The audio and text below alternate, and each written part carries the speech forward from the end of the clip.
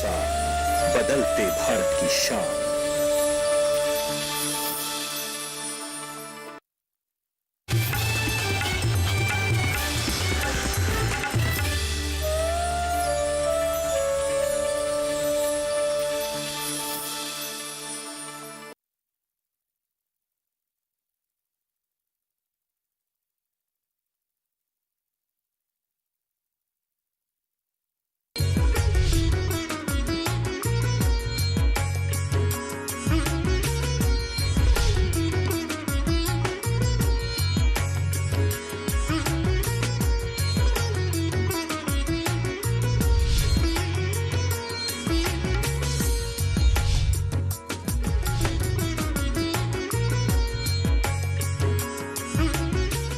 नमस्कार, स्वागत है आपका कृषि दर्शन में। आपके साथ मैं हूं अंजू सिंह। कृषि दर्शन आपका अपना कार्यक्रम, जिसके माध्यम से हम आप तक कृषि जगत से संबंधित तमाम नई नई जानकारियां पहुंचाने की कोशिश करते हैं, ताकि हमारे किसान उन जानकारियों का उचित इस्तेमाल कर सके और कृषि में ज़्यादा से ज़्यादा लाभ ले सकें। तो चलिए शुरुआत करते हैं आज के कार्यक्रम की। और हमेशा की तरह सबसे पहले बात करेंगे विज्ञान और किसान की, इसके बाद नजर डालेंगे कृषि स्टार्टअप पर और अंत में देखेंगे फार्मिंग इंडिया।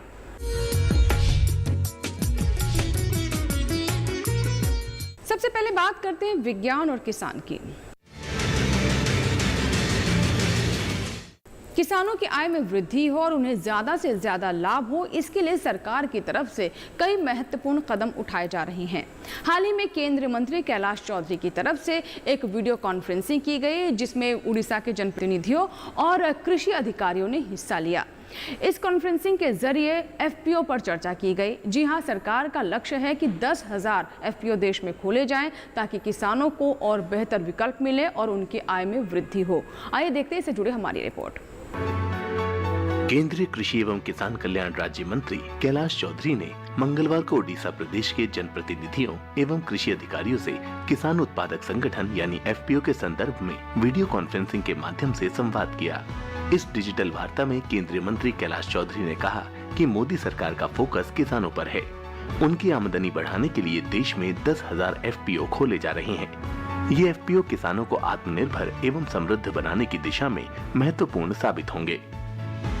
कृषि राज्य मंत्री कैलाश चौधरी ने कहा कि केंद्र सरकार 2023-24 तक देश में कुल 10,000 एफपीओ का गठन करेगी। प्रत्येक एफपीओ को 5 साल के लिए सरकारी समर्थन दिया जाएगा। इस काम में लगभग 6,866 करोड़ रुपए का खर्च आएगा।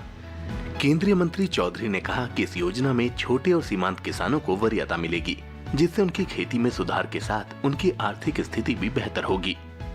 केंद्रीय मंत्री कैलाश चौधरी ने कहा कि किसान संगठन को रजिस्ट्रेशन के बाद उसके काम को देखकर सरकार 3 साल में 15 लाख रुपए की मदद करेगी, यानी हर साल 5 लाख रुपए लोन के रूप में मिलेंगे।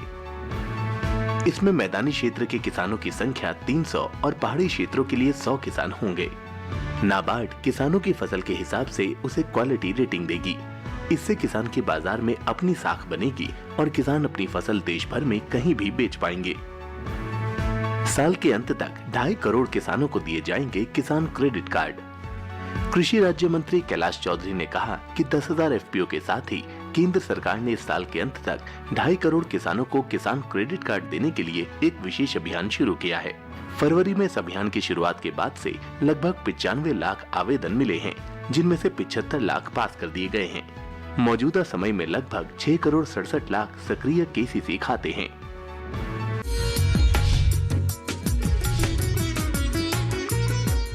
इसी के साथ ही यहाँ वक्त हो गया एक छोटे से ब्रेक का। ब्रेक के बाद जब वापस आएंगे तो बात करेंगे कृषि स्टार्टअप की। आप देखते रहें कृषि दर्शन।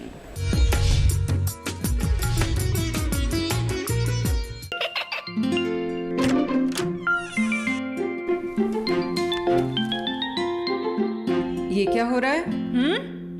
काशवी, इतने कम मार्क्स? काशू, बेटा पढ़ा करो। पढ़ोगी नहीं तो आगे कैसे बढ़ोगी? मम्मा, मैं भी तो आपसे यही कहना चाहती हूँ, पढ़ा करो। आप पढ़ोगे नहीं तो आगे कैसे बढ़ोगे? मतलब? वो देखो। सिर्फ बैक पर छपा ऑर्गेनिक नहीं, ऑर्गेनिक का निशान पहचानिए। पीजीएस ऑर्गेनिक का ये लोगो उन किसानों की पहचान है जो आज भी परंपरागत विधि से रसायन मुक्त खेती कर आपके लिए शुद्ध फसल उपजा रहे हैं। अब समझे मम्मा?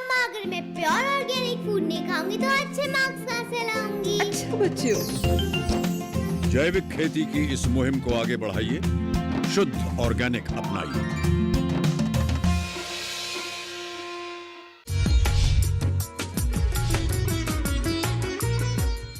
ब्रेक के बाद एक बार फिर आपका स्वागत है। आप देख रहे हैं कृषि दर्शन और अब समय हो गया है कृषि स्टार्टअप का। कृषि स्टार्टअप में हर बार हम आप तक उन किसानों की कहानी पहुंचाते हैं जिन्होंने कृषि के क्षेत्र में कुछ बेहतर किया है और दूसरे किसानों के लिए उदाहरण बने हैं।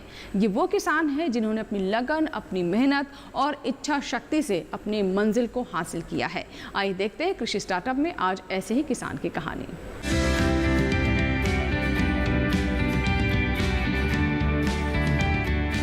देश के किसानों के लिए अपना जीवन सौंप देने का जज्बा हर किसी में नहीं होता, लेकिन किसान कैलाश चौधरी इसकी मिसाल हैं। राजस्थान के जयपुर जिले की कोटपुतली तहसील के कीरतपुरा गांव के कैलाश चौधरी जैविक खेती के आइकॉन के तौर पर जाने जाते हैं।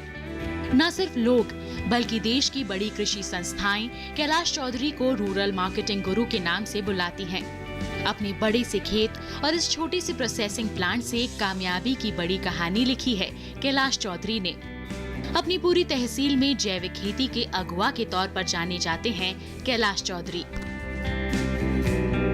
साल 2005 में मिशन की तरह चला जैविक खेती का ये सिलसिला। हर साल कैलाश चौधरी ने 3-3 गाँव में 50 किसानों की टोली बनाई और अभी तक मिशन चलता ही आ रहा है। आज तकरीबन 5000 किसान हैं जो जैविक खेती कर रहे हैं। जैविक खेती का क्लस्टर शुरू करवाया पूरी कोटपुतली तहसील में। एक बार में हमने 5 गांवों में 50-50 किसानों का शुरू करवाया नेशनल हॉर्टिकल्चर मिशन की स्कीम में 2005 में। उसके बाद हर साल 3-3 गांव में 50-50 किसानों का करते करते हमने 1500 किसानों का क्लस्टर बनाया और उसके फर्स्ट फेज, सेकंड फेज ऐसे 4 फेज किए और तकरीबन 5000 किसान जैविक खेती से जुड़े हमारे यहाँ। उनको कंपोस्ट खाद बनाना बताया, वर्मी कंपोस्ट बताया और अपना नीम और आग से पेस्टिसाइड बनाना बताया, जिससे कि उनकी फसलों में वो केमिकल खाद या पेस्टिसाइड उपयोग ना करें। ये हमने 3 साल तक लगातार पूरी तहसील में हमने ये जैविक खेती का अभियान चलाया और किसानों को सब्जी से लेकर बागवानी और अपनी सीरियल क्रॉप्स जो भी हमारे यहाँ पैदा होती है, ये बहुत अच्छी तरीके से उनको नुकसान नहीं होने दिया और बहुत अच्छी तरीके से उनको जैविक खेती करना सिखाया। कैलाश चौधरी ने किसानों को सिर्फ जैविक खेती की प्रेरणा ही नहीं दी, बल्कि किसानों को कंपोस्ट बनाने से लेकर नीम की खाद कैसे बनाई जाती है उसका भी तरीका सिखाया। 3 साल तक किसानों के खेतों में जाकर उन्हें ट्रेनिंग दी और हर फसल, फिर चाहे वो सब्जी हो, अनाज हो, उसमें रसायनों के प्रयोग को धीरे धीरे कम करवाकर पूरी खेती को जैविक खेती में बदल दिया। एक साधारण किसान के लिए अपनी फसल को जैविक बनाने में चुनौती तो थी, लेकिन कैलाश चौधरी को अपने आप पर भरोसा था। किसान अपने उत्पाद को बाजार में अच्छी कीमत में बेच सकें, इसके लिए ग्रेडिंग और पैकेजिंग की भी ट्रेनिंग दी।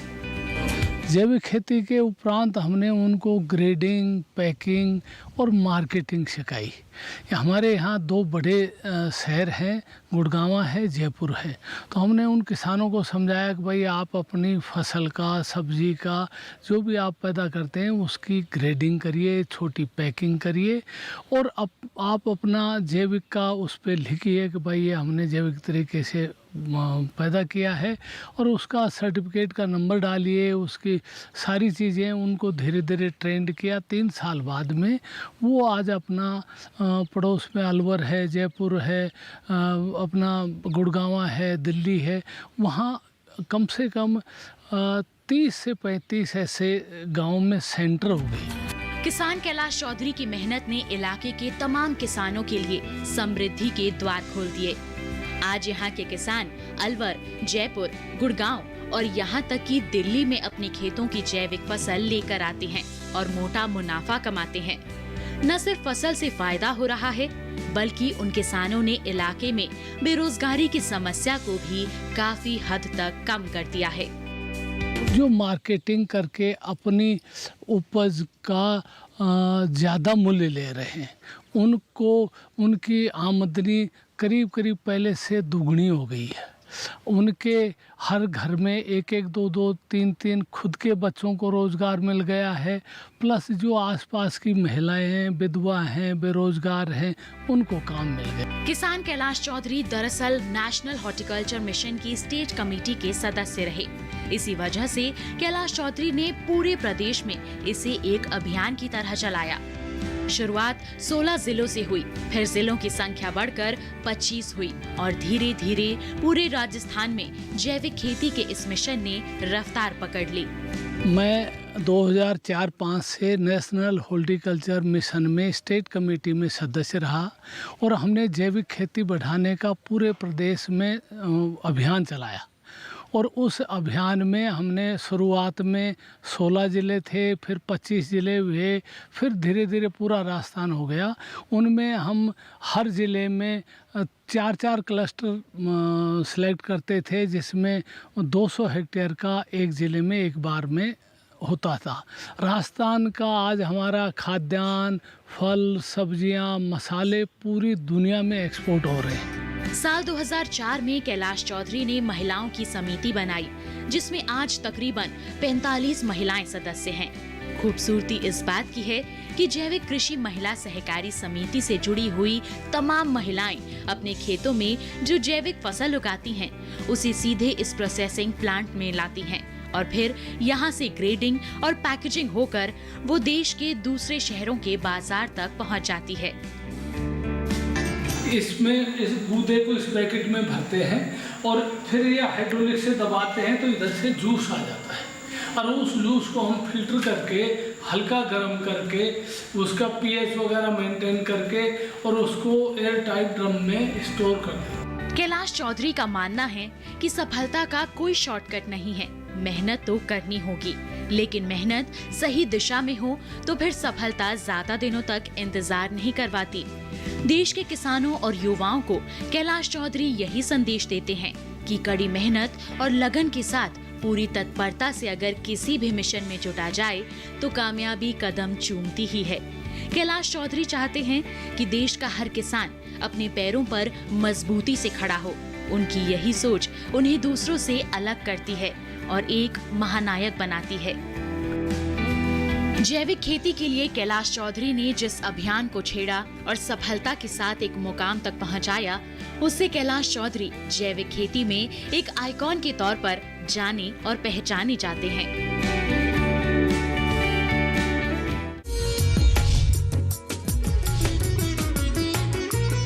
तो ये था हमारा आज का कृषि स्टार्टअप। फिलहाल वक्त तो एक छोटे से ब्रेक का। ब्रेक के बाद जब वापस आएंगे तो बात करेंगे फार्मिंग इंडिया की। बने रहें आप कृषि दर्शन के साथ।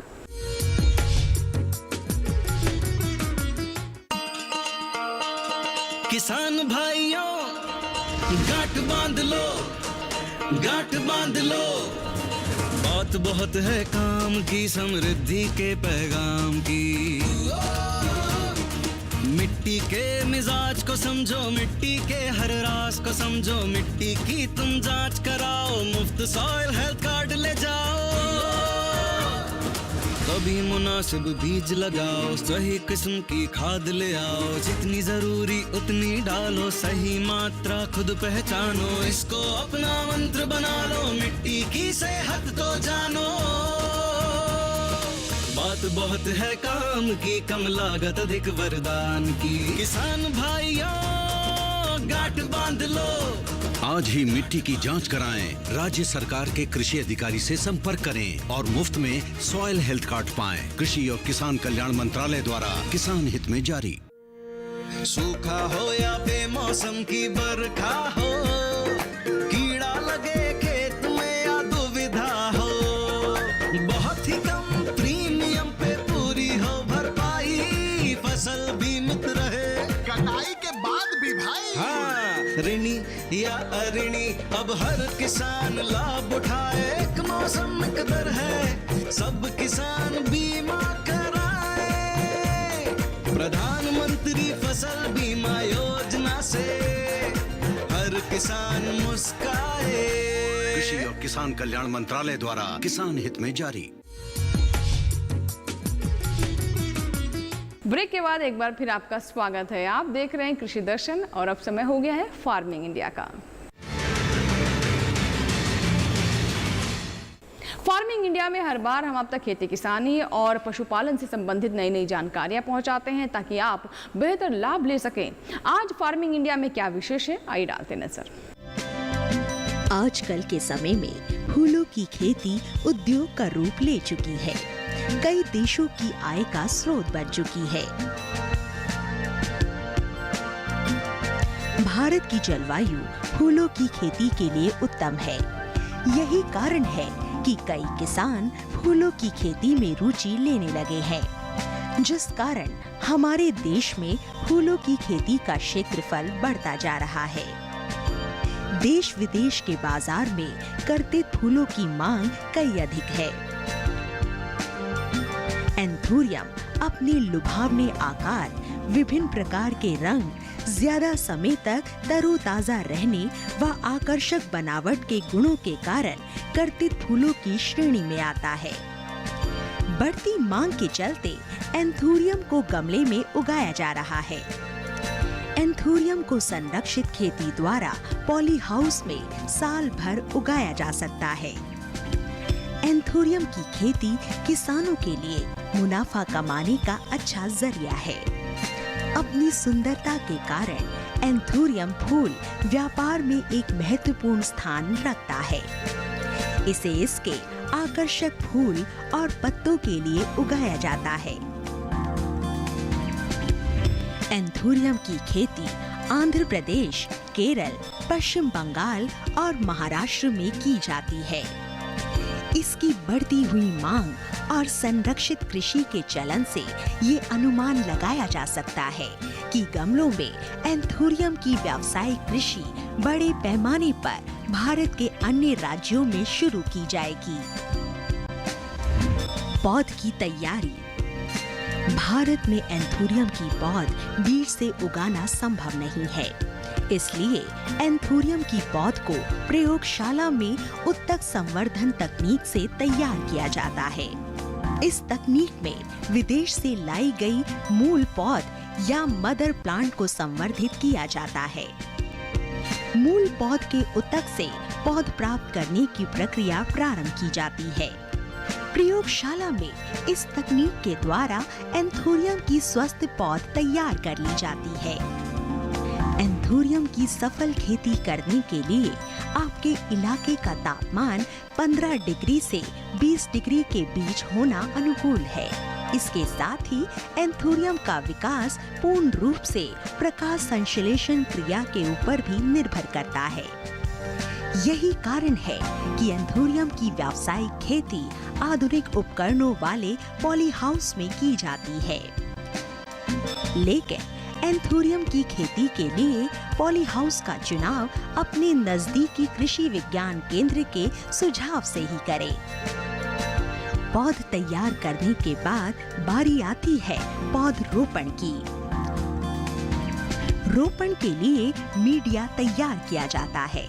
ये मीडिया मिट्टी, कोकोपीट, खाद और थर्मोकोल को मिलाकर तैयार किया जाता है। एंथूरियम के लिए किसी भी प्रकार की मिट्टी का उपयोग किया जा सकता है। मीडिया को गमलों में भर दिया जाता है। उसके बाद प्रयोगशाला से लाई गई पौध को गमलों में रोप दिया जाता है। रोपण के तुरंत बाद गमलों को पॉली हाउस के अंदर रख दिया जाता है। पॉली हाउस में गमलों में कृषि करने के लिए किसान एक आधार तैयार करते हैं। ये आधार जमीन से 2.5 फुट ऊंचा और कम से कम 32 फुट लंबा होता है। इस संरचना को तैयार करने के लिए सबसे पहले दोनों छोर पर लोहे के मजबूत खंभों को स्थापित किया जाता है। रुपाई के बाद गमलों को पॉली हाउस के अंदर ट्रे में रखने के बाद फव्वारा सिंचाई कर दी जाती है, जिससे कि जड़ें मिट्टी को अच्छी तरह से पकड़ ले। फूलों को आने में 6 महीने का समय लगता है। एंथोरियम की कृषि में कुछ खास बातों को ध्यान में रखने की बहुत जरूरत होती है। सबसे पहले सही प्रकाश की उत्तम गुणवत्ता वाले फूलों के लिए प्रकाश की तीव्रता को 18,000 से 35,000 लक्स के बीच निर्धारित करना होता है। प्रकाश के बाद दूसरी अहम भूमिका नमी की होती है। एंथोरियम के लिए 70 से 80% नमी की मौजूदगी बेहद जरूरी है। इसके साथ ही पॉली हाउस में एंथोरियम की खेती के दौरान फॉगर्स का इस्तेमाल भी किया जाता है। एंथोरियम के पौधों की सिंचाई के लिए स्वच्छ पानी बहुत आवश्यक है। सिंचाई के लिए इस्तेमाल होने वाले पानी का EC 0.5 से कम होना चाहिए। एंथोरियम को प्रतिदिन पानी दिया जाता है, लेकिन एक खास बात को ध्यान में रखना बेहद जरूरी है कि गमलों में पानी का ठहराव ना हो। इसके साथ ही हफ्ते में 2 बार इसके पौधों में खाद दी जाती है, जिससे कि पौधों का सही पोषण हो सके। एंथोरियम के पौधों में कीटों का हमला बहुत अधिक होता है। इससे बचाव के लिए हर 7 से 8 दिनों के अंतराल पर कीटनाशक का छिड़काव करें। इसके पौधे पर घुन, थ्रिप्स और कमला कीट तथा जीवाणु जनित अंगमारी व जड़ सड़न जैसी बीमारियों का खतरा रहता है। जैविक कीटनाशकों का प्रयोग करके इन बीमारियों पर काबू पाया जा सकता है। साथ ही एंथोरियम के पौधे से पीले पत्ते व खरपतवार को हाथों से साफ कर देना सही रहता है। आने वाले समय में एंथोरियम की खेती किसानों के लिए अधिक मुनाफा देने वाली नगदी फसल साबित हो सकती है। तो ये था हमारा आज का फार्मिंग इंडिया। इसी के साथ ही कृषि दर्शन में फिलहाल इतना ही, लेकिन अगर आपके कोई सुझाव है तो आप हमें पत्र लिख सकते हैं। हमारा पता है कृषि दर्शन, कमरा नंबर 10, CPC, दूरदर्शन, खेलगांव, नई दिल्ली 110049। अगर आप चाहें तो हमें ईमेल भी कर सकते हैं। हमारा ईमेल पता है krishidarshan@gmail.com। अभी के लिए दीजिए इजाजत। कृषि दर्शन के नए अंक में फिर होगी आपसे मुलाकात, लेकिन आप बने रहें दूरदर्शन किसान के साथ। नमस्कार।